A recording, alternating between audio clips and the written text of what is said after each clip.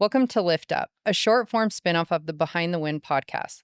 LiftUp was created for quick, meaningful conversations, short episodes that explore timely ideas, practical lessons, and thought provoking topics across leadership, growth, business, and life.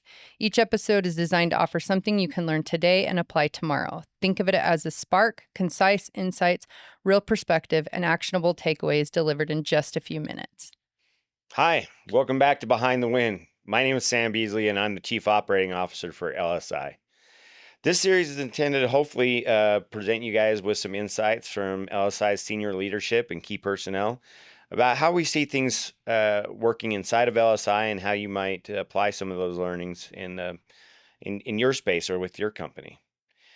So today, I'd like to talk a little bit about the difference between activity and progress. So, somewhat early on in my career, I worked with an individual. His name was Brett Bertinoli, and he had this sign on his desk that caught my attention almost immediately. And it says, "Do not confuse activity with productivity." And what that image comes directly to your mind is somebody sort of moving papers from one side of the desk to the other. And and although it feels a bit like a cliche, honestly, if you take time to really let it sink in and think about it in terms of the stuff that you're doing day over day, the real truth in the statement is making sure that our customers don't think about us strictly as activity, that they're looking at what we do as actually moving them forward, not just completing gates. So an example I'd like to provide, recently we had a PMR, a periodic review with one of our key customers. And our team, incredibly well prepared, right? Great slide deck, covered all the, salient details. We had conversation about those items, customers nodding their hand up and down. But what didn't come through in the slide deck is what actually changed through those activities. What meaningful progress was made as an outcome of the tasks that we had listed on there. Again, it was a great conversation. Our customer, clearly saw things on the list of tasks that they felt were important, that they had requested us be completed. But there was something in the nature of the meeting that felt like we were simply relaying details that the customer already had. These are the tasks that were completed. There were no major issues left associated with those tasks. But the meeting itself felt absolutely identical to the last quarterly review because essentially that's what we provided the last time. There was no expectation set during the previous meeting about what the next progression of that activity or those tasks was going to be and how it was going to actually meaningfully impact our customers' lives. So furthermore, as we look at the continuity, if you will, between the previous quarter's report and the subsequent quarter's report, because there was no progress, it implies that we hadn't taken the time to really look at what the decision criteria, what impacts, what risks, etc., we were going to run into in that subsequent quarter that should meaningfully have changed what was on that next quarterly report. So what we're reporting on is motion, but not movement. And this happens for a variety of reasons. For one, our systems, and if you think about, say, our periodic personnel reviews, etc., really reward things like completeness, consistency, clean reporting. So what we're rewarding through our personnel reviews, etc., or the way in which our customers, emotionally respond to the information we're providing, reinforces a need to just provide status updates, details that are not, they don't move the needle, right? Our systems produce reoccurring tasks. We get reoccurring decks as a consequence, reoccurring languages, predictable updates. And this is all maintenance work, right? This is stuff that our customer, especially in the case of the customer that we were just describing, is intuitively aware of. Our customer in this particular case spends every day of their lives at work, deeply embedded, even at the highest senior levels in the work that we do. Taking an hour, 45 minutes, etc., to sit down, formalize that information in a slide deck, it feels important. It feels like something that we need to do, but there's no value that comes out of that. The customer feels engaged. Maybe that's value for sure, but it doesn't allow us to provide the real value that we have for our customers, which is looking ahead, thinking about what those task completions mean in the macro sense for the organization and not just in what did Sam get done yesterday. In the current environments, in these reward and recognition scenarios, in your periodic reviews, we're not rewarding progress, we're rewarding consistent execution. So at that point, activity becomes the absolute safest thing to show, right? You don't have to explain to your customer, to your boss, etc., why something went sideways, why you didn't anticipate a particular uh, risk. If all you're doing is stating that I got this done, then it's task completed, right? You're not putting yourself in a situation where you have to have uh, uh, an in-depth conversation that might put your personal, performance evaluation at risk. It's an easy conversation to have, right? Here are the tasks, here are the deliverables. They were on time, they were, under budget, they were within scope. But what we want to be focusing on is what is progress? What changed? What decision was made? Was there a trade-off that needed to be considered? And if so, why did we pick the choice that we made? These are the conversations. These are uh, uh, the outcomes, the points of reflection that should come out of these status reports, be it at your periodic review, at these program management reviews that you have with your customers, because that's where we demonstrate our real value, right? And AI at some point, hopefully not soon, at some point may be able to do your job, right? They may be able to replace you from a tactical perspective. Because if that's all you're providing is execution of tasks, then it can be replaced, right?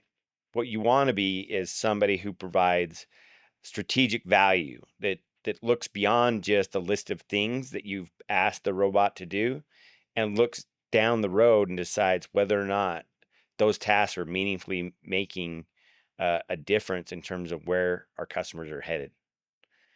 So how does this happen? How do we end up in a situation where we're delivering a set of tasks rather than some guidance or some strategic forward-looking conversations?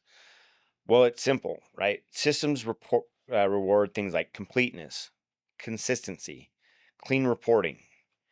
You know, they produce things like reoccurring text, uh, reoccurring language, predictable updates, and those things put us in a situation whereby we're safe, right? As the individual that's providing the information, the person that's in front of our customer, we are confident in a very low drama interaction, right? If all you have is a list of things you got done, it's pretty difficult to describe or discuss,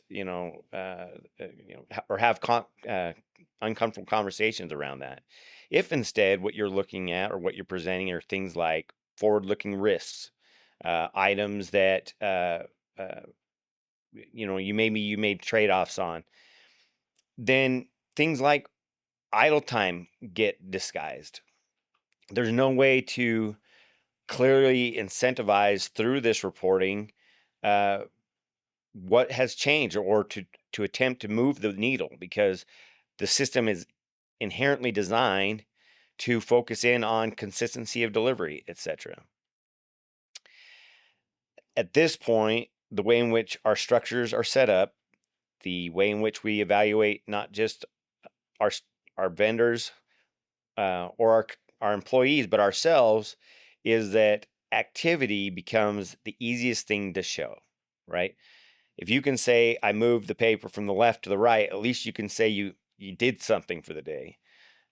Whereas if you start to dig into progress, those conversations get to be a little bit more complicated, and and by definition, uh, that requires difficult conversations. It requires an individual to express potential risks, things that maybe they hadn't considered in the previous quarter, and acknowledge how those things impacted the work that was done, or more importantly, the work that wasn't done.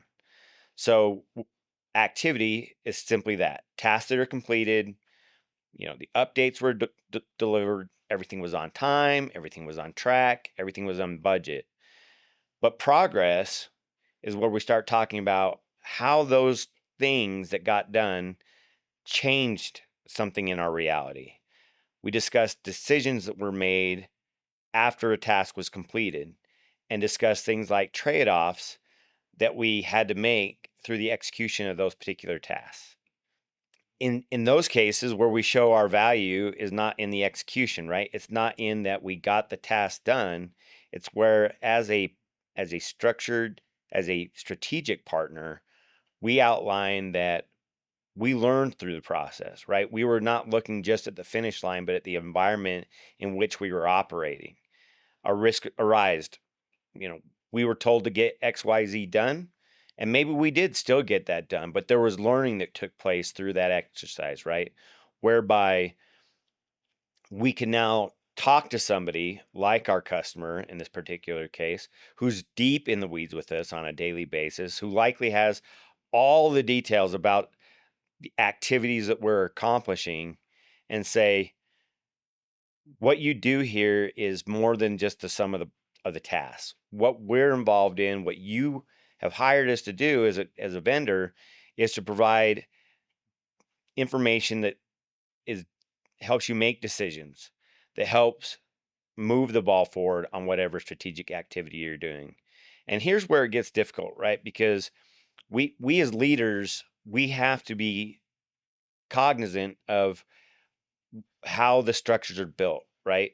That we know we're, by definition, by following, say, best practices around personnel reviews, we are rewarding no surprises, right?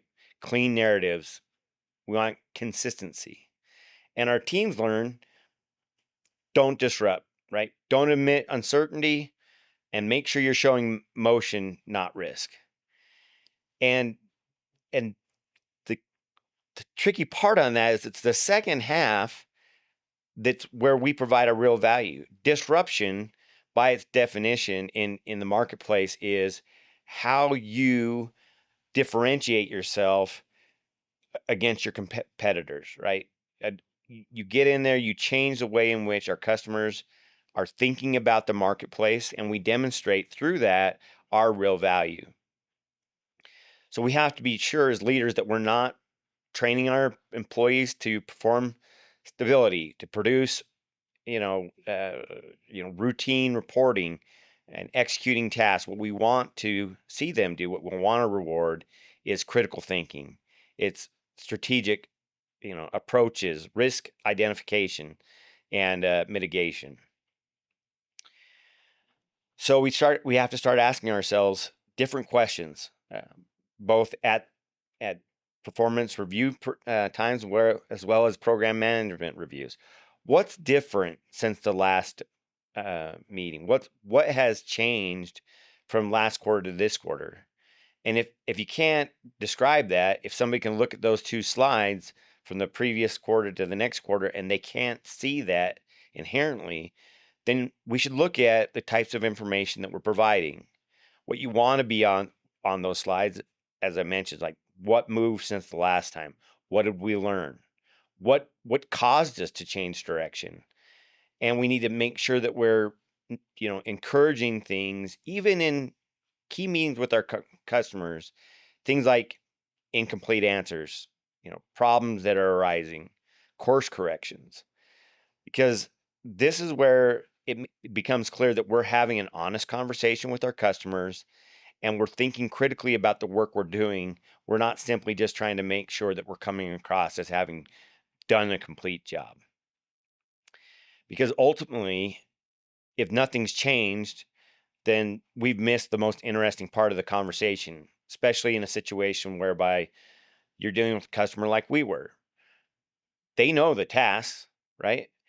These individuals in this particular case, and I was talking with our SVP of supply chain logistics, James Taylor, about this. They are quite literally firefighters. These are individuals who come to work every day and are neck deep in the problems of today, right? Our opportunity here is to not just be a an execution partner, which is incredibly important, but to demonstrate that we can take ourselves out of the situation for a period of time such that we can then sketch out for them what the future looks like or what it should look like relative to what's going on. If instead we're just rehashing yesterday's news, there's a very good chance that our customers, although might be happy that the tasks that we're doing, the work that we're getting accomplished, are probably not getting much value out of that meeting.